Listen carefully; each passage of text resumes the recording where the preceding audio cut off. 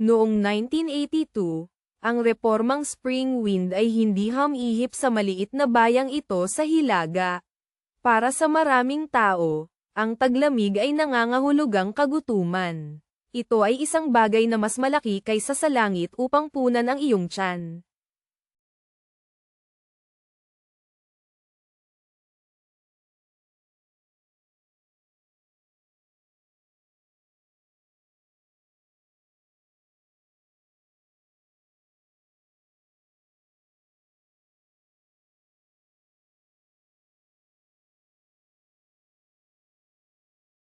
Lola, bumalik na ako. Lola, tingnan mo, puting tinapay, ang init.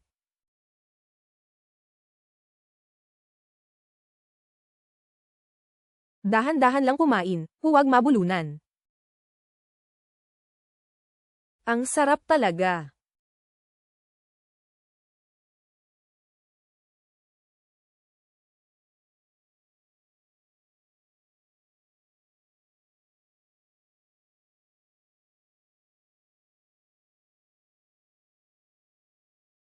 Ang init.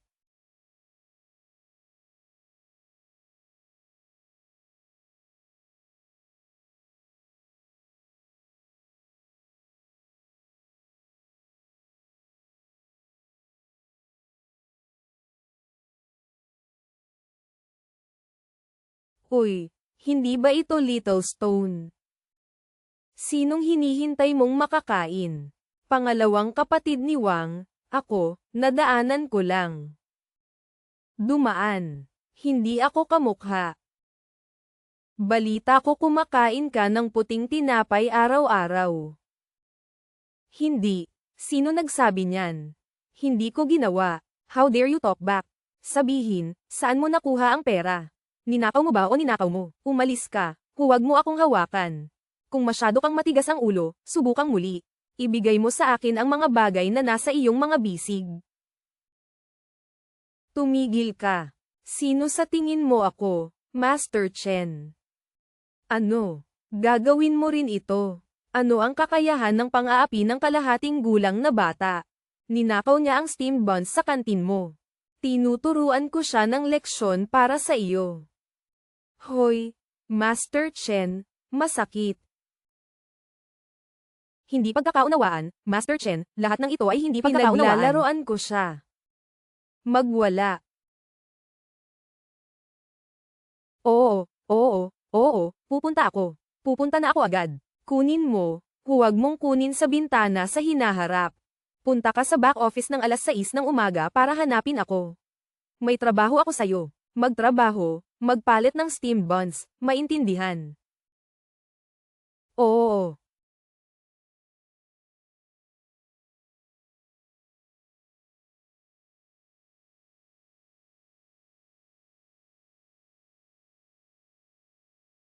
Nandito ka na. Oo.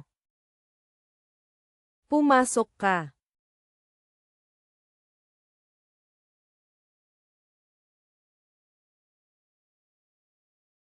Halika, maghugas ng kamay at mukha. Kuskusin ito ng ilang beses gamit ang sabon.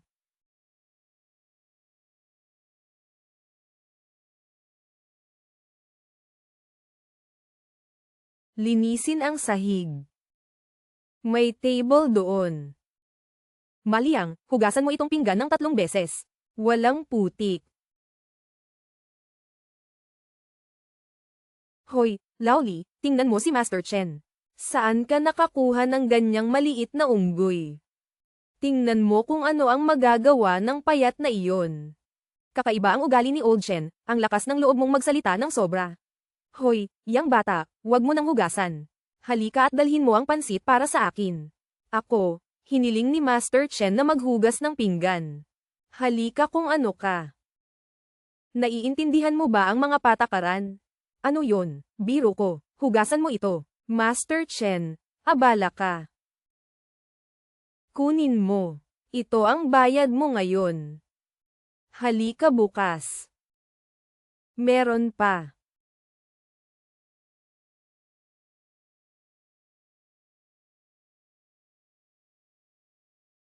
Lola, Lola, tingnan mo.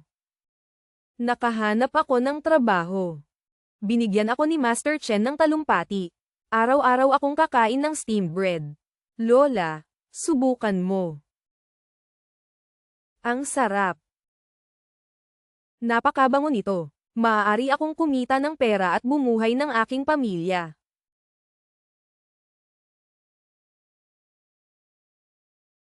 Lola, ano ang nangyayari sa iyo? Lola, dugo. Lola, duguan ka. Hahanap ako ng tao. Huwag kang pumunta. Ito ay isang lumang problema. Ayos lang.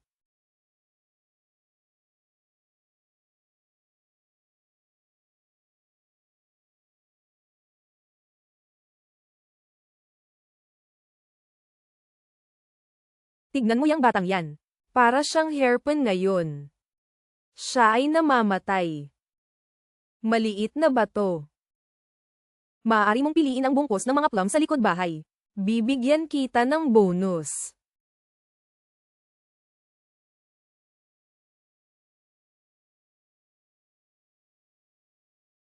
Kunin mo. Pumunta sa pampublikong klinika sa kalusugan. Kumuha ka ng gamot para sa lola mo. Master Chen.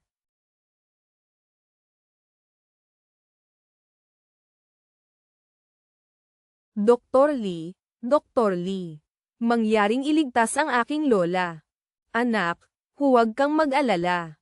Anong nangyari? Pasensya na po. Pasensya na po. Pasensya na po. Anong nangyari?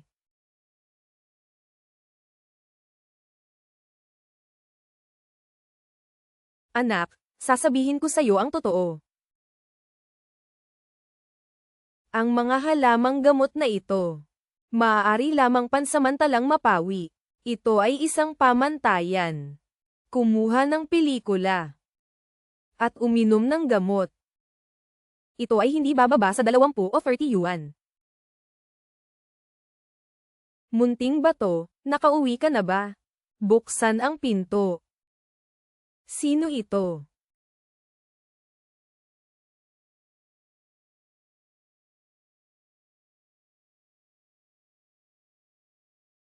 Hindi ba ito ang ating munting bayani? Balita ko ikaw ay kumikita ng kayamanan sa National Camp.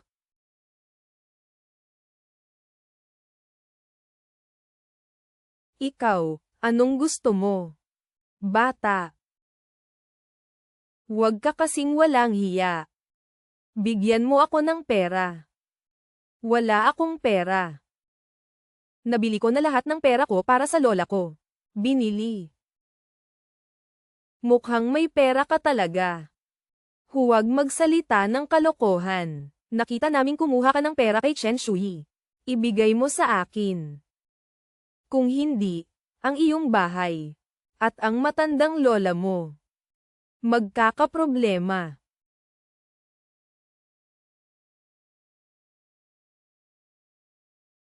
Maliit na kuneho. Hinahanap mo si kamatayan. Naghahanap ka ng kamatayan. Master Chen. Chen Shui. Kaya mo ba siyang protektahan kahit saglit? Tara na. Narinig mo ba yun? Sinaktan ni Master Chen si Wang Erhan. Para sa munting pulubi na iyon. Oo. Matanda na yata siya at nalilito. Matanda na siya at tamad. Chen. Narinig mo yun? Ano? Master Chen, huwag mo akong sisihin sa pagiging masungit. Wala kang anak. Huwag mong guluhin ang sarili mo. Walang ideya ang maliit na pulubi kung saan siya nanggaling. Napakabait mo sa kanya. Sa tingin niya ay kamag-anak ka niya. Hindi siya pulubi. Gumagamit siya ng paggawa para makipagpalitan ng pagkain. Trabaho. Ang mga piraso ng karbon. ay maaaring gamitin upang bayaran ang pera at ang mga tiket na iyong ibinigay. Master Chen. Ang hirap makinig sa mga chismis ngayon. May nagsabi. Gusto niyang maghintay sa pagbabalik ng kanyang lola. Para maaga niya ang bahay. Kaya nating gawin ang sarili natin. Kung tayo ay may ating mga bibig. Chen. Lumabas ka. Chen. Ang daming chismis. Tungkol sa'yo sa kantin. Sinabi mo na nasaktan mo ang lipunan para sa isang tagalabas. Sinabi mo rin. Naapektuhan ka ng husto. Master, ano bang nagawa kong mali? Binigyan mo siya ng napakaraming pera. Nakita ko lang ang kawawang bata. At hayaan siyang gumamit ng paggawa upang makipagpalitan ng pagkain. Upang matugunan ang patakaran. Kung gaano karaming pera ang ibinigay ko sa kanya ng personal. Ibinawas ko ito sa aking sweldo. Pasensya na sa kanilang dalawa. Ikaw, binibigyan mo ng pansin ang sarili mong epekto. Lola. Gumising ka. Uminom ng tubig. Lola. Anong nangyari sa'yo? Huwag mo akong takutin. Nilalagnat siya. Nilalagnat siya. Ano ang dapat nating gawin? Ano ang dapat nating gawin? Dr. Lee, pakitingnan ang aking lola. Hindi niya ako nakikilala.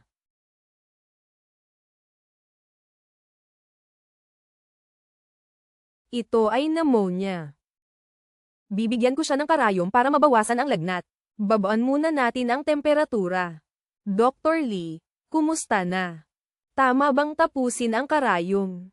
Medyo mababa ang temperatura. Ngunit ang tao ay wala pa ring malay. Anak.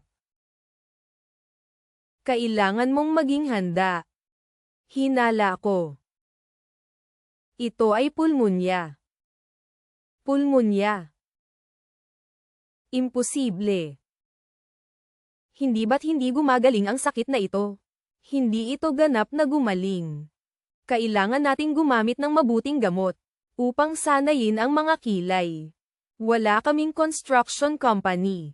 Kailangan nating pumunta sa ospital ng county. Anak, huwag kang sumuko ng lubusan.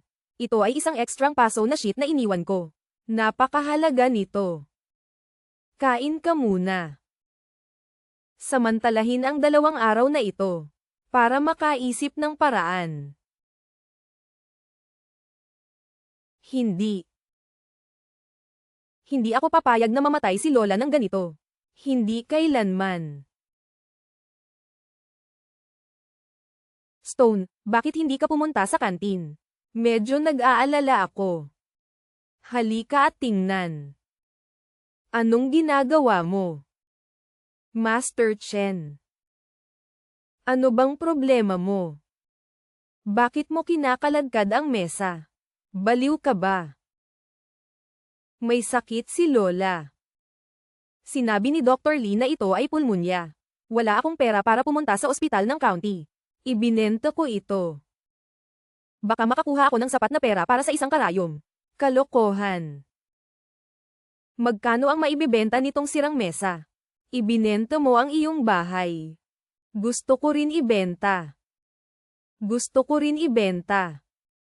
Sa pamamagitan ng isang karayom, mabubuhay si Lola ng isang araw pa. Pag-iisipan ko kung paano makakuha ng pera.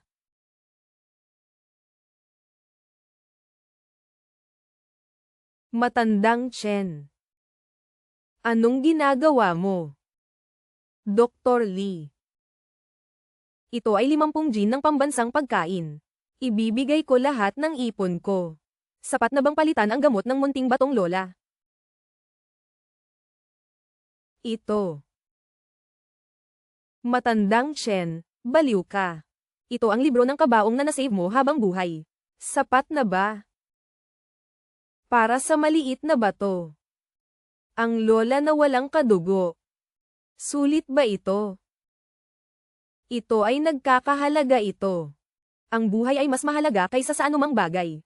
Pakiusap ko. Iligtas ang mga tao anuman ang mangyari. Sapat na, Old Chen, huwag kang mag-alala. Magmamakaawa ako sa guro ng ospital ng aking county. Kailangan kong kumuha ng gamot. Tumigil ka. Kuya Chen. Nakikiusap ako sa'yo. Simula ngayon, sa'yo na ang buhay ko. Tutulungan kita. Bumangon ka na. Lalaki, lumuhod ka. Huwag kang lumuhod. Tandaan. Ang buhay ay mas mahalaga kaysa sa anumang bagay. Matandang Chen. Maliit na bato. May nangyari. Dr. Lee, nasaan ang gamot? Nasaan ang gamot ng lola ko? Pasensya na po, pasensya na po. Ano bang problema mo? Sira na lahat ng gamot. Dr. Lee, ano ang mali? Anong nangyayari? Sabihin mo sa kanila. Sabihin mo sa kanila. Noong pupunta ako sa bayan, nahulog ang kadena. Huminto ako para ayusin ito. Bigla akong may nabangga. Nataman ng isang tao. At pagkatapos, nasaan ang gamot? Binaligtad ang kahon. Nabasag lahat ang bote ng salamin. Tumapon ang gamot sa sahig. Ano ang nangyari sa bayan? Basta. Sa ilalim lang ng baluktot na punong iyon. Malawak ang kalsada. Hindi naman masyadong madilim para tamaan. Nasaan na yung taong nanakit sa'yo? Masyadong madilim, hindi ko nakita ng malinaw. Mabilis siyang tumakbo. Nakabalot sa koton ang bote ng gamot. At ito ay nasa kahon. Nabaligtad man, paano masisira ang lahat? Siya si Wang Erhan. Dapat ginawa niya. Sabi ni Tito Chen, ayaw niya akong kunin ng gamot. Wang Erhan. Dumating siya para manggulo noong araw na iyon. Sinumpa niya ang pagkamatay ng aking lola. Gusto niyang makitang mamatay ang lola ko. Dr. Lee. Aliwin mo si Wang. Hindi niya kasalanan. Hindi sira ang gamot. Ninakaw ito. Tapos. Ano ang dapat nating gawin? Saan siya pupunta? Ang itim na merkado ay isang mahirap na problema. Siguradong nakahanap na siya ng lugar kung saan ipagbibili ang gamot. Dr. Lee, bantayan mo ang pasyente. Kukuha ako ng gamot. Tito Chen, isama mo ako. Alam ko kung saang black market siya madalas pumunta. Pangunahan kita. Tara na. Bawiin natin ang gamot ngayon. Si Tito Chen, siya na. Siya ay isang baldado. Boss Leo. Ano? Mukhang galit ka. Umalis ka na dito. Bilhin ito. Gusto kitang tanungin tungkol sa isang paraan. Kailangan ko ng magandang bagay. Ano yun? Isa itong tindahan ng gamot. Ito ay isang problema. Naghihintay ng gamot ang lola ko. Wala kaming masyadong oras. Namamatay ang nanay ng kapatid ko. Ang gamot na ito ay ginagamit upang iligtas ang mga buhay. Kung may manggahas na kunin ang perang ito, hahayaan ko siyang kunin ang buhay ko. Kuya, anong ginagawa mo? Magsabi ka. Sabihin mo. May tumawag ba kay Wang para pumunta sa iyo ngayong hapon? Oo, ginawa niya. Gusto niyang bumili ng gamot. I think masyado siyang itim. Kaya hindi ko hiniling. Siya yun. Bastard. Saan siya nagpunta? Hindi raw niya alam ang mga paninda. Hinanap niya ang nagbebenta ng droga na si Zhang. Kukunin daw niya kahit ano. Uncle Chen, nakalock ang pinto. Wala siya sa bahay. Anong sinisigawan mo? Hinahanap mo ba si Zhang?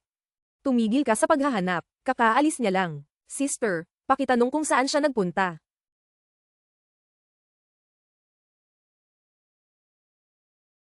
Tinawag siya ng isang kalbo. Pumunta daw siya sa opisina ng county. Nagpadala siya ng isang batch ng mga kalakal sa magdamag. Mukha siyang mayaman.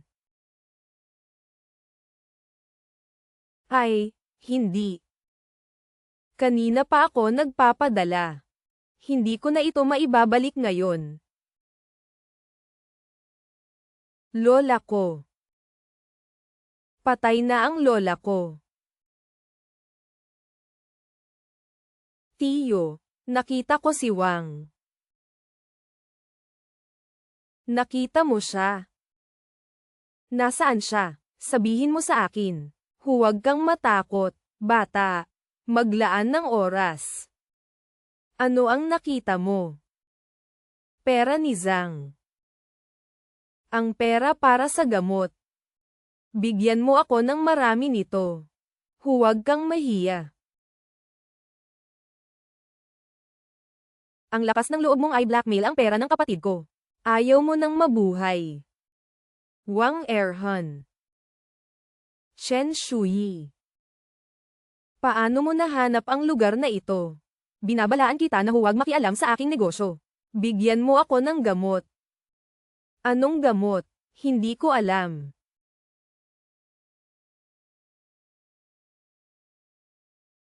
Pumunta ka. Tingnan mo kung may laman ang bag niya.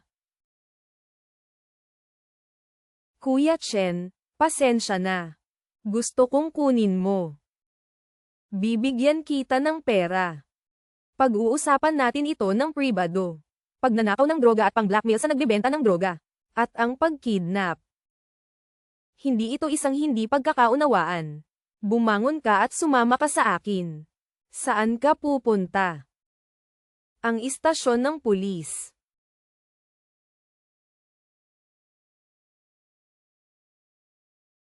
Okay, nakababa ang unang karayom. Kaya mo bang lagpasan ito? Depende ito sa gabing ito. Tubig.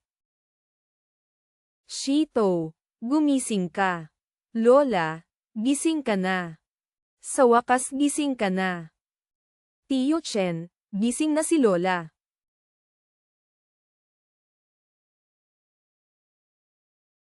Mabuting bata.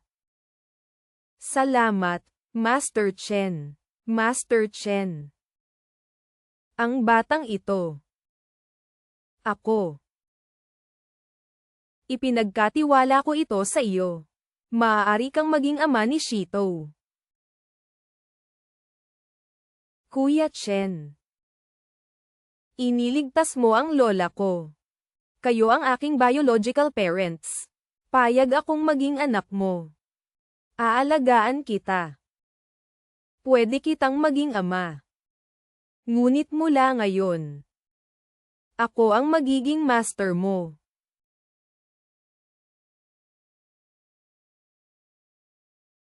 Tingnan mo si Chen.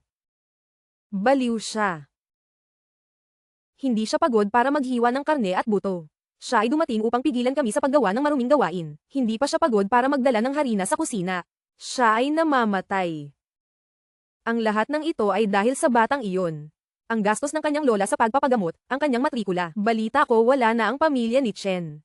Magagamit lang natin ang ating buhay para bayaran ito. Para lang sa isang batang hindi ka mag-anak. Sobrang responsibilidad. Para saan? Anong ginagawa mo dito? Tiyo Chen, tingnan mo. Kumita ako ng 8 sentimo ngayon.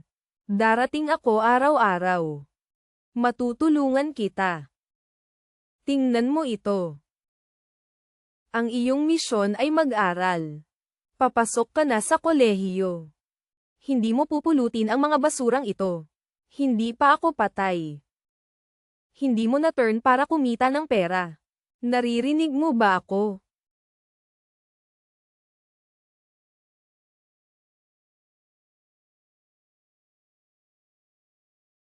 Gusto lang kitang tulungan. Alam kong gusto mo akong tulungan. Pero ginagawa mo ito. Para makuha ang puso ko. Tinatamaan mo mukha ko. Sabi ko tutulungan kitang mag-aral. I'm sure kaya ko ta. Tara, uwi na tayo. Bato. Magkano sa tingin mo ang kikitain mo sa isang araw? Ilang sentimo. Maswerte ako dahil marami akong pera. Tapos tatanungin kita. Kaya mo bang ibalik ang iyong buhay gamit ito? Kaya mo bang ibalik ang iyong buhay gamit ito? Nandito ang kalsada. Kinain mo ang mga salita dito. Kainin mo sa ulo mo. Basahin mo ito. Umalis ka sa bayang ito. Mas mabuti na ito kaysa mamulot ng basura dito habang buhay. Naiintindihan mo ba? Simula bukas. Bawal kang pumunta. Ang iyong misyon ay mag-aral.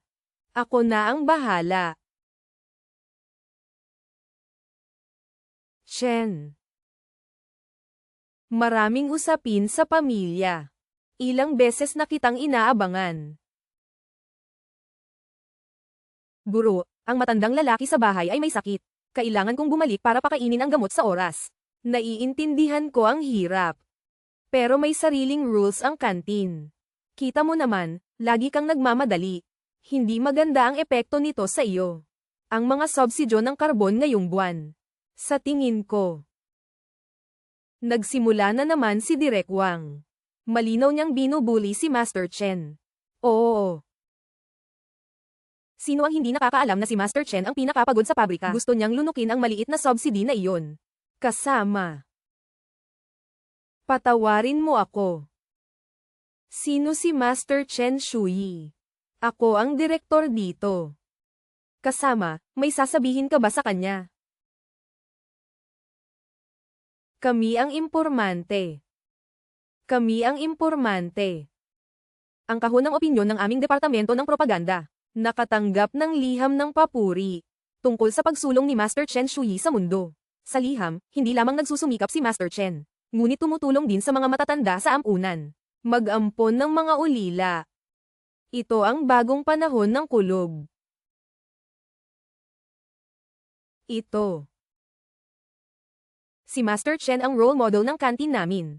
Ang huwaran. Nagkamali ako sa coal subsidies. Kukunin ko ang pananalapi. At doblehin ang pera para kay Master Chen. Guru Wang, pasensya na. Hinayaan kitang pumunta ng personal. Shito. Ikaw ay isang matalinong bata. Matalino. Master Chen. Hindi ito matalino. Ito ay talento. Hindi ako nandito para purihin ka. Nandito ako para tanungin ka. Isang tanong. Ang batang ito. Papayag ka ba sa kanya? Manatili sa bayan magpakailanman. Guru Wang, ako. Ano ang maituturo mo sa elementarya sa bayang ito? Isa kang matalinong bata. Nananatili dito. Ay upang maantala siya, kailangan mong mag-isip ng paraan, upang hayaan siyang pumunta sa county, sa doktor ng county. Pumunta sa county. Guru Wang. Huwag mo akong biro. Ano ang lugar na iyon? Mas matalino si Shito. Ngunit ang sambahayan. Tuition. At mga gastos sa pamumuhay. Alin ang makukuha ko? Tumingin dito. Sinong nagsabi sa iyong mag-isip? Nandito ang daan. Master Chen. Sobrang lamig. Nagpunta ka na naman sa ilog. Ayos lang. Ipagluluto kita ng fish soup. Makakatulong ito sa iyo na maibalik ang iyong utak. Master Chen, tama na. Hindi na ako makakain. Kumain ng mabuti. Huwag kang mag-isip ng iba. Pupunta ako. Pupunta ako. Pupunta ako.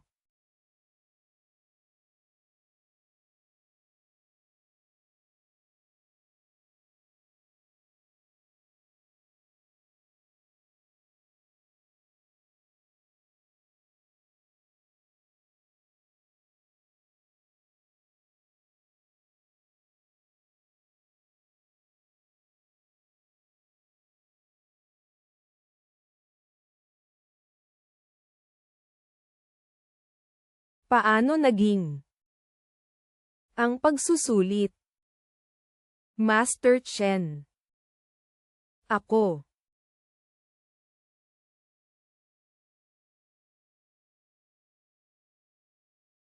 Ayos lang. Maaari kang umuwi pagkatapos ng pagsusulit. Ako. Hindi ako makakakuha ng pagsusulit. Ang huling tanong. Hindi ko natapos. Gutom ka ba? Hindi. Nagugutom ako. Master Chen. Binaygo ba kita? Ano ang pinagsasabi mo? Maaari kang umuwi pagkatapos ng pagsusulit. Kailangan mong kumain sa bahay. Ngunit ang tanong na iyon. Ako. Ano ang magagawa mo sa tanong na iyon? Hindi ba sinabi ni Teacher Wang na magagawa mo ang iyong makakaya? Umuwi ka na. Hinihintay na tayo ng lola mo. Kumain ka. Makakaramdam ka ng gutom. Pagkatapos ng pagsusulit, makinig ka sa Tito Chen mo. Siya ay isang matigas na tao. Ito ay si Teacher Wang. Huwag kang mag-alala. Huwag kang mag-alala. Anong tinitingin-tingin mo? Hindi mo ako nakikilala. Guru Wang. Pinaghirapan mo. Ang batang ito. Kumusta ang pagsusulit? Hindi niya alam ang gagawin. Di ba sabi mo hindi mo natapos yung huling tanong?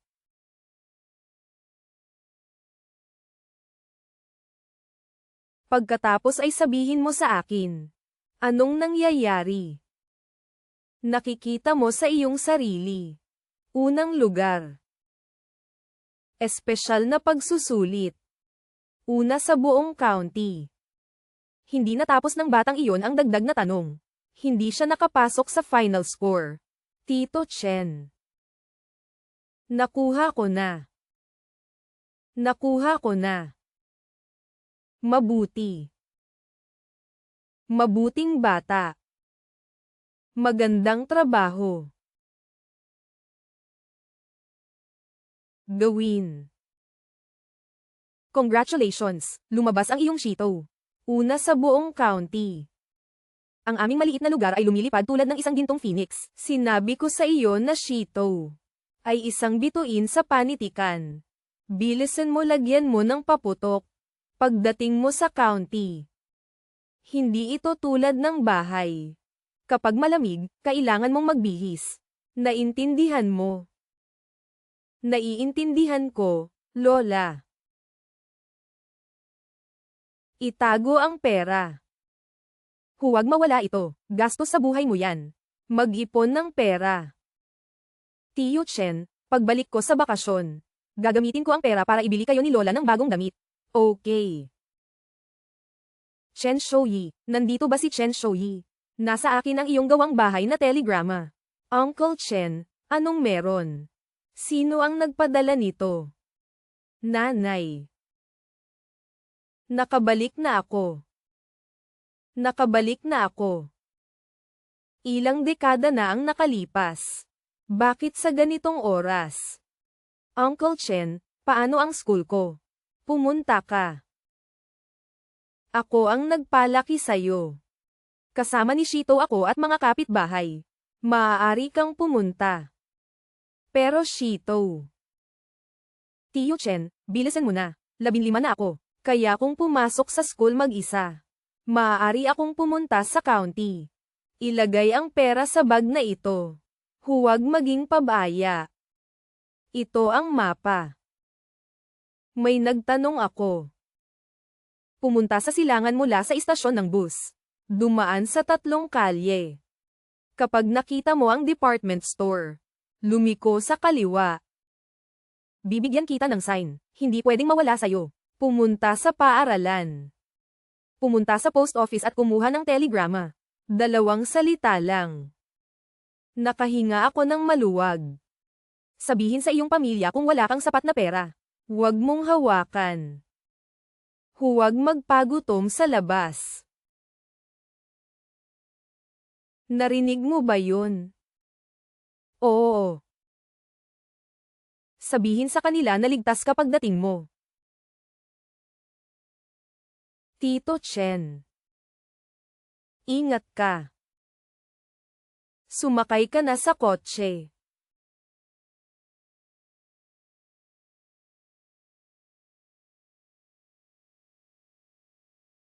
Nandito ka talaga.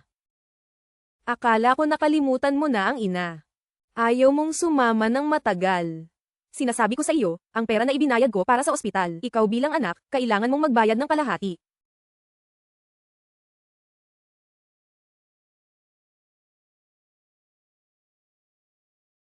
Nanay, nandito na ako. Hindi filial ang anak ko. Late na ako. Shuyi, anak ko. Nandito ka na. Nakahinga ako ng maluwag.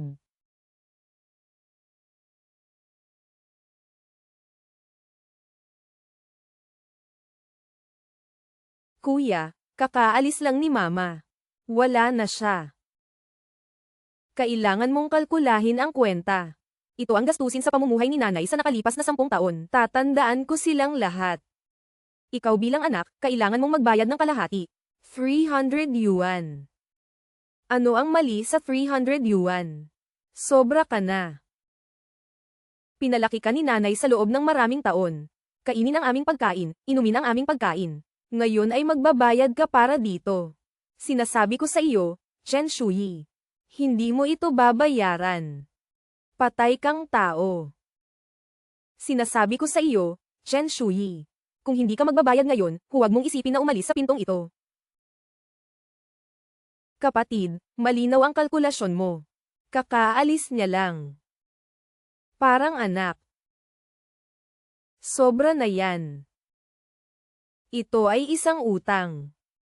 Bago ako dumating, binigyan ako ng introduction letter ng canteen leader namin. Naghanda din ako ng kaso sa Departamento ng Propaganda sa county. Ito ang ulat ng dyaryo na nasunog ko noong nakaraan.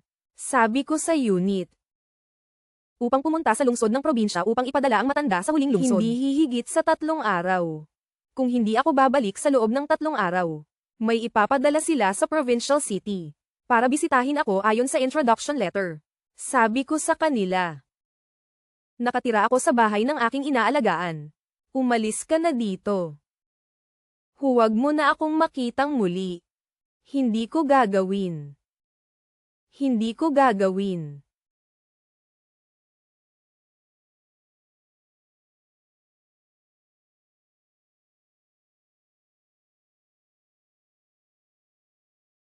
Old Chen, nariyan ang iyong sulat.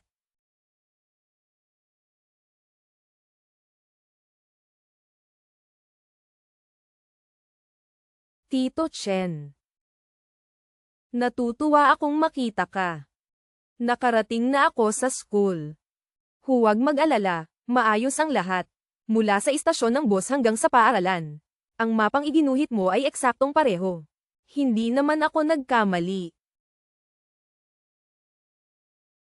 May 8 tao sa dormitoryo namin na napakabait sa akin.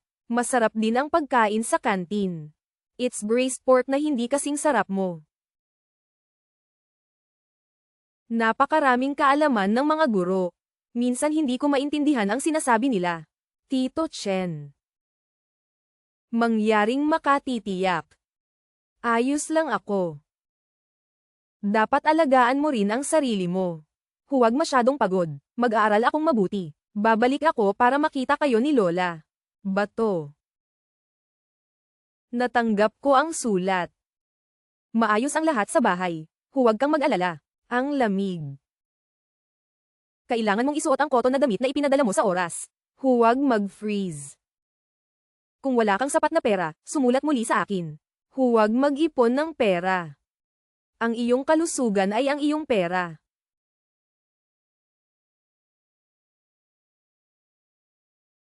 Tatlong araw na.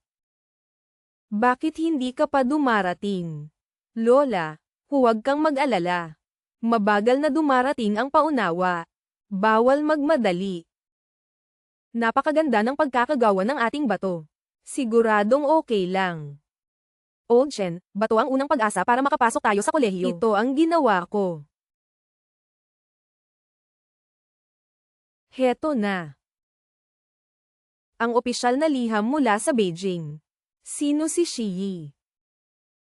Ang iyong paunawa. Ako.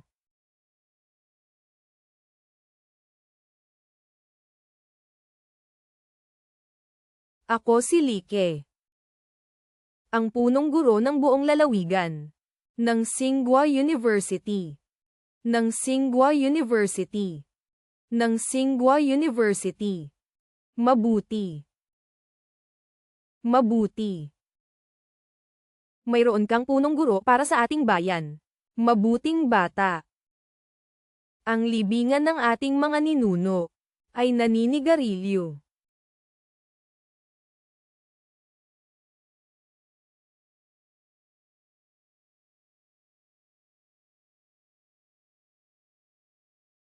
Ang puntod ng punong guro.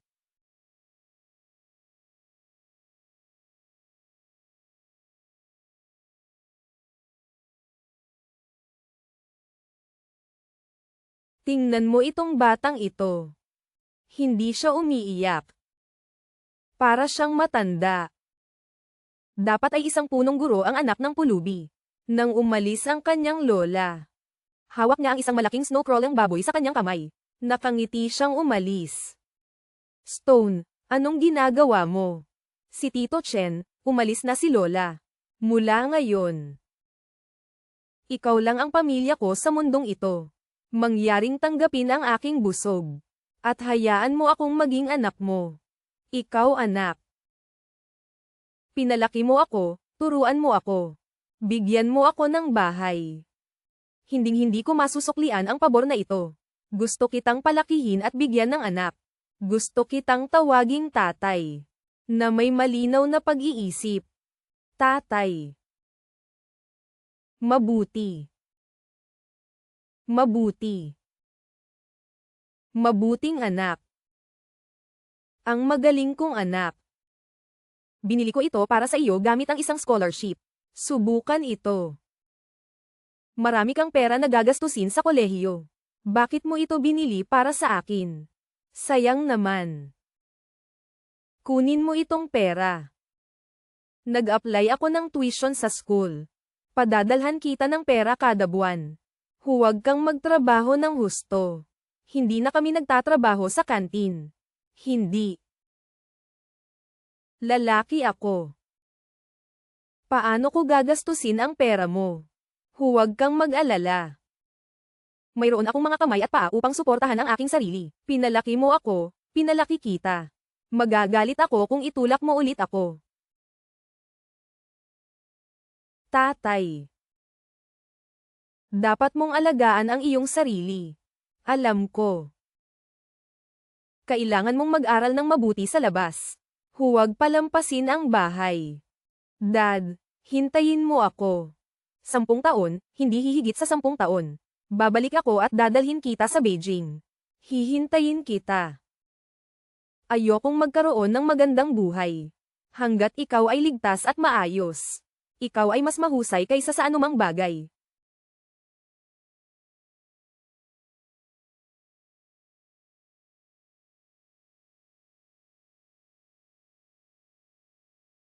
Tatay, nakagawa kami ng malaking tagumpay. Maliwanag ang kinabukasan ng bansa.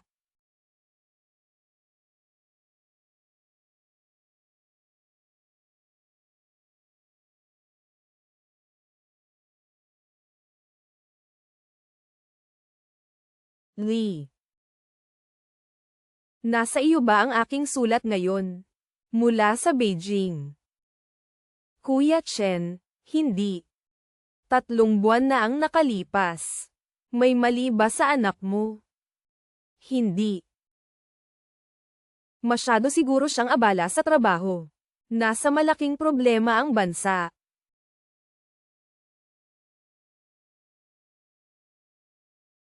Ingatan mo sarili mo. Aalis na ako. Kasama. Pakisuri muli. Ang liham mula sa Beijing. Sulat ng anak ko. Tiyo. Sinabi ko sa iyo ng 800. Hindi. Yung sulat na pinadala mo dati. Nakabalik na. Tanong ng opisina ng telegrapo. Ganon din. Paano mo magagawa? Paano mo magagawa? Paano mo magagawa? Nakita mo ba yun? Muli. 3 buwan na ang nakalipas. Dapat isa siyang malaking opisyal. Nahihiya siya sa kanyang ama. O baka mawala ang sulat niya. Shen. Kalalabas ko lang ng sanatorium. Nakita kita. Lee. Sabi nila ayaw nila sa akin. Huwag makinig sa kanila. Lahat sila baliw. Pinanood namin ang paglaki ng bata. Hindi naman siya ganon. Nasira ang sulat. 3 buwan na ang nakalipas. Ibinalik ko lahat ng sulat na isinulat ko sa kanya. Baka busy siya sa trabaho. Pag-isipan ito. Nasa Beijing siya. Baka ipinadala siya sa isang lihim na lugar. Ito ay hindi maginhawa upang makipag-usap. Gusto mong buksan. Hindi. Sasabihin niya sa akin kung busy siya. Kilala ko siya.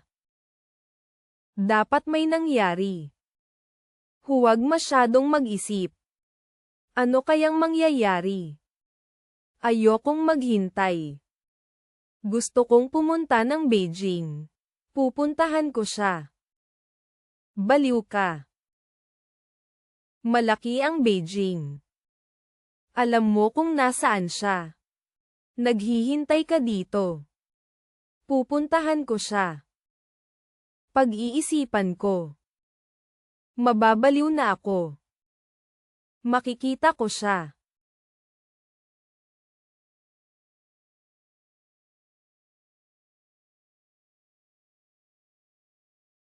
Boss. Maaari ko bang makita ang pahayagan na ito? Anong tinitingin-tingin mo? Natigil ito. Bayaran mo ako kung bibili ka.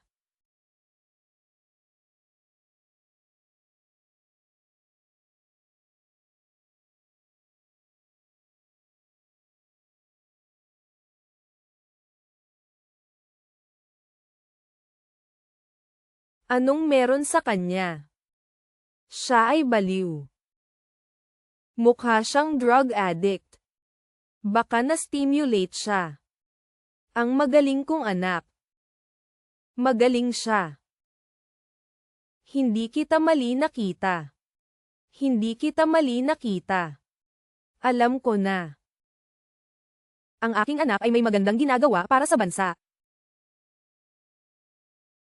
Hindi niya nakalimutan ang kanyang ama. Malaki ang kanyang ginagawa para sa bansa. Wala siyang oras para magsulat ng mga liham. Makikita kita. Makikita kita.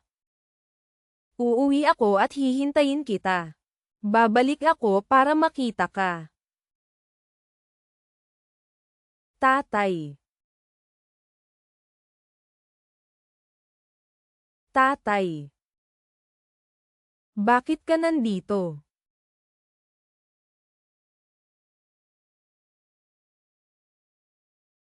Shito. Ikaw talaga. Hindi ako nananaginip. Ako ito. Payat ako. Maitim ako. Naghihirap ako. Tatay, pasensya na. Pasensya na po. Naghihirap ka. Sumakay ka na sa kotse. Tatay, gaano ka nakatagal sa Beijing? Kumain ka na ba? Saan ka nakatira? Ayos lang. Natutuwa akong mahanap ka. Kasalanan ko ta. Ang misyon ay sarado na. 3 buwan. Wala akong contact sa outside world. Lumabas ako. Si Sunduan nakita. Hindi ko inaasahan na pupunta ka dito. Tatay, pasensya na. Nakita ko ang dyaryo. May magandang ginagawa ka para sa bansa. Proud ako. Masaya ako. Shito. Masyadong malaki ang bahay na ito. Ito ay walang laman. Hindi ako komportableng matulog sa gabi. Tatay, masanay ka na. Maganda ang mga kondisyon dito. I asked the doctor to check you. I am relieved na ayos ka lang. At malaki ang pagkain. Hindi ako sanay. Komportable pa rin akong kumain ng steamed buns sa bahay. Tatay, naiintindihan ko. Tama ka. Tara, uwi na tayo. Uuwi akong mag-isa. Uuwi ako sa inyo. Ano ito? Sino ang mayaman? Tumingin sa kotse. Ang pulang bandila at ang pulang bandila ay mula sa pulisya. Nandito na ang mga pulis.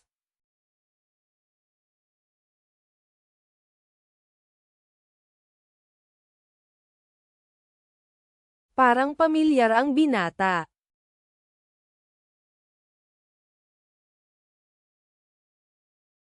Ako ito. Shito. Nagtataka ako kung bakit wala kang nakikita kamakailan. Pumunta ka sa Beijing para tamasahin ang buhay. Tingnan mo ang anak mo. Napaka-successful niya. Alam ko na.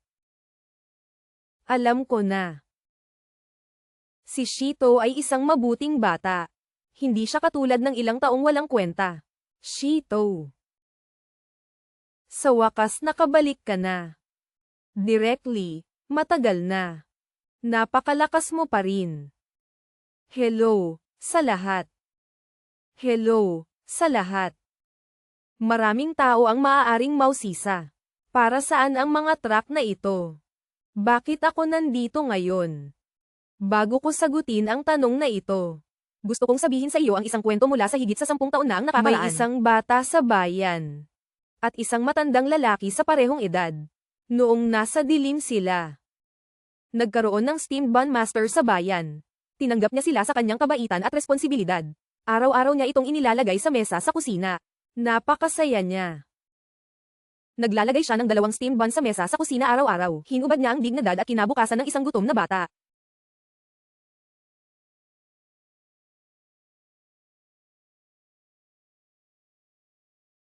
Ang steamed bun master na iyon ay tinatawag na Chen Shui. Siya ang aking ama. Ang mga truck ay para sa mga computer ng paaralan, para sa mga medikal na kagamitan ng sanatorium, at para sa paggawa ng mga kalsada sa bayan. Pero gusto kong sabihin yun. Lahat ng narating ko ngayon. At ang mga maliliit na bagay na maaari kong gawin para sa aking bayan ay malayo sa steamed buns sa window table. Ang tatay kong si Chen Shui.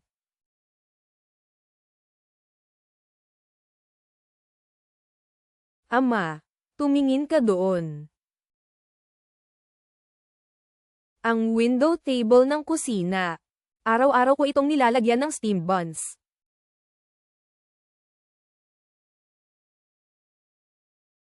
Ama, bumalik ako sa pagkakataong ito. May gagawin ako. Ano ito? Gusto kong bilhin ang lugar na ito.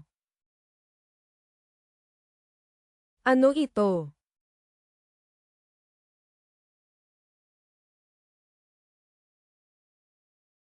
Bakit mo binili itong lumang kantin? Matagal na itong inabandona. Kahit na ang mouse ay hindi maaaring manatili dito. Puno ito ng mga sirang brick. Sayang ang pera para makabili. Narinig mo ba yun? Mayaman ang anak ni Chen at gustong bilhin itong haunted house. Wala siyang panggastos. Sino ang nakakaalam? Hindi namin naiintindihan ang mga ideya ng mga tao sa lungsod. Baka gusto nilang itulak ito pababa. At magtayo ng malaking vilya.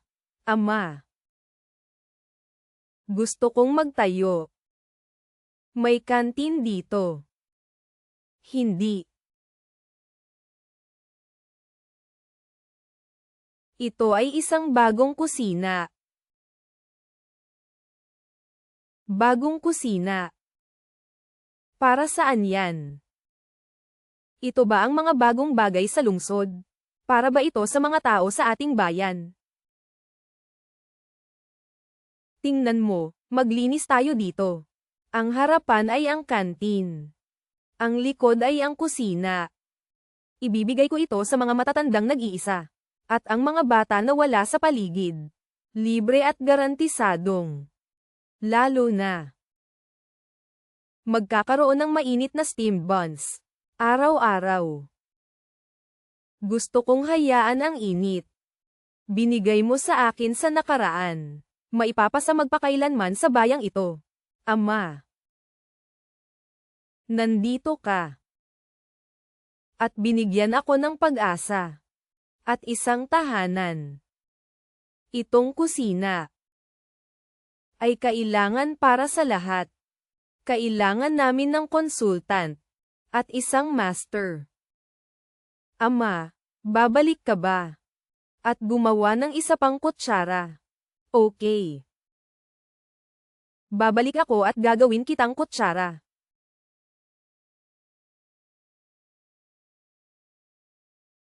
Shito. Hindi mo naman kailangan ng pera sa kusina. Maaari kang kumain ng kahit anong gusto mo. Uncle, hindi kailangan ng pera. Lalo na ang mga matatanda at bata sa bahay. Maaaring dumating anumang oras. Tama na ang pagkain, garantisado ang mga steamed bun.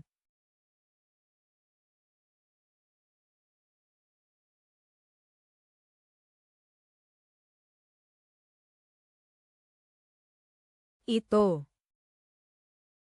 Ito ay eksaktong katulad noong si Chen ay nasa national camp. Palagi niyang inilalagay ang steamed buns sa windowsill.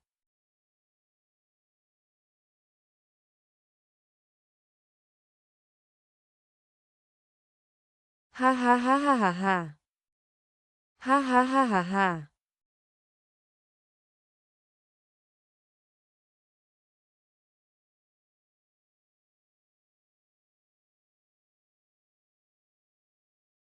Napakasarap ng steamed buns ni Lolo Chen. Binigyan ako ni Uncle Shito ng isa pang piraso ng karne. Salamat, Lolo Chen. Salamat, Tio Shito. Ang bait ng steamed bun. Ay naipasa sa loob ng 10 taon. Sa wakas ay naging isang mainit na parola. Sa isang maliit na bayan. Isang magandang cycle. Dito magsisimula. At hindi natatapos.